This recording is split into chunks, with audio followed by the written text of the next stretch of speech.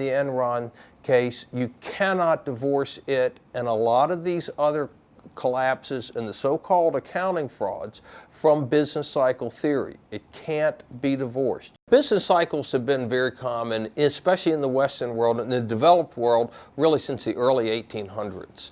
During the 1930s, during the Great Depression, a lot of people were railroaded into prison who went out of business, and during that time, and we saw this happening in Asia in the mid-1990s. We've had business cycles. We had a really nasty recession in around 1990, another one in 2001, and now this one.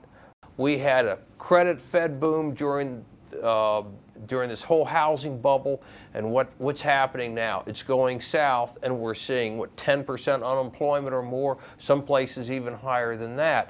Okay, we really need to learn about business cycles, and we don't do a very good job with that. Business cycles are very common because it's very easy for monetary authorities to really push the envelope, and they want to help the economy along, and so they expand the amount of money, they expand bank loans, and they push them into unsustainable levels. We have to understand that a credit Fed boom is going to leave some really nasty stuff behind.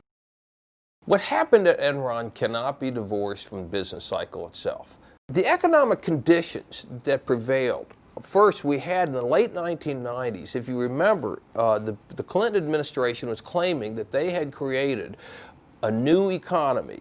The Federal Reserve was aggressively trying to push more bank loans, and what we call an expansionary monetary policy. And that's where the Federal Reserve tries to expand bank reserves, which then get loaned out as new money. And that's how new money comes into the system in the United States. And the Fed was pushing down interest rates. It was Alan Greenspan, who was then Fed chairman, was making very optimistic statements. And of course, we had the people in the U.S. Department of the Treasury claiming we have created a new economy. A lot of people were caught up in this hype. It wasn't just the people at Enron. A lot of people, look, there was a book that said Dow 36,000 at the time. I mean, we had all of this optimism.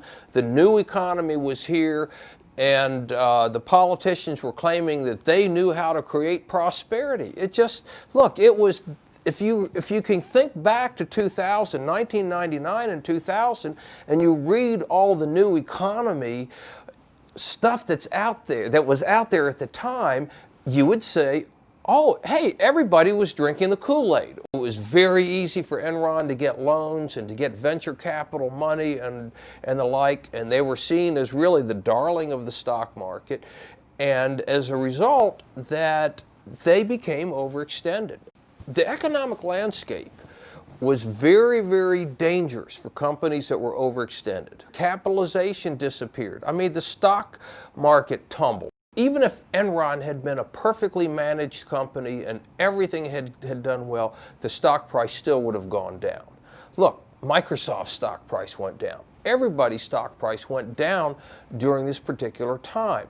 They were over-optimistic during the boom, and the bus comes on and imposes discipline on them, and they're not ready to take it. If you put that 2001 in perspective, we had had 10 years of economic growth.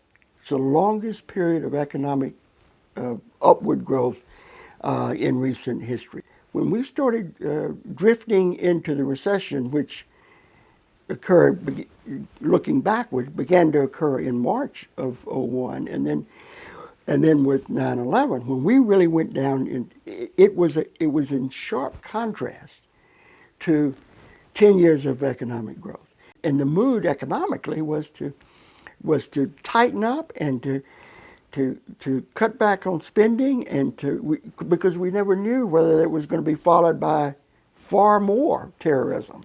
Enron followed on the heels of this sharp, pivotal change in the economy, from surplus to deficit on the budget side, and from prosperity to recession on the macroeconomic side.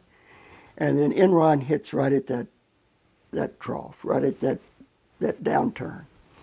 And people wanted to find, well, what caused it? And they needed an easy escape. They needed to say, well, it's system's not at fault. There's nothing wrong with the economic system. The system's fine. It's just two individuals.